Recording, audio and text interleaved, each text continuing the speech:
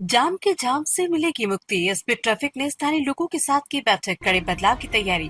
वृंदावन में कान्हा की नगरी में गहराती यातायात समस्या और आए दिन लगने वाले भीषण जाम से निपटने के लिए अब पुलिस प्रशासन पूरी तरह एक्शन मोड में नजर आ रहा है।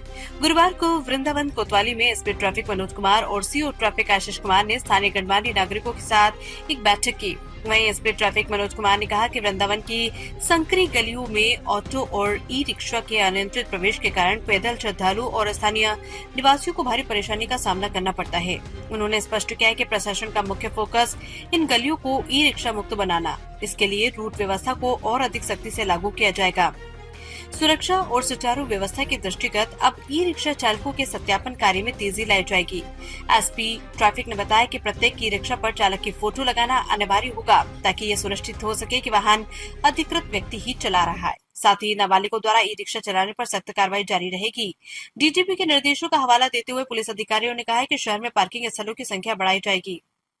सड़कों पर अवैध रूप से खड़े होने वाले वाहनों के खिलाफ अभियान चलाकर उन्हें पार्किंग जोन में शिफ्ट कराया जाएगा। प्रशासन ने स्थानीय लोगों से भी सुझाव मांगे हैं ताकि जनभागीदारी से यातायात व्यवस्था को बेहतर बनाया जा सके। वृंदावन से धर्मेंद्र की रिपोर्ट। ये किस तरीके का ट्रैफिक को लेके एक छोटी सी मीटिंग हम लोगों के द्वारा की गई है और इसमें खास तौर से सम्मानित लोग और पुलिस के कुछ लोग थे, तो इसमें वार्ता की गई है। कुछ ऐसी भी गलियां हैं जिसमें ऑटो रिक्शा ई रिक्शा का प्रवेश हो जाता है और जो यहाँ के श्रद्धालुगण हैं या जो लोकल है उनको चलने में असुविधा होती है। तो उन गलियों को किस तरह से हम लोग ऑटो रिक्शा से मुक्त करें, इस संबंध में वार्ता हुई है और हमको लगता है कि बहुत अच्छी बातचीत हुई है और इसको मेरे द्वारा कंप्लायंस बहुत जल्दी ही कर लिया जाएगा।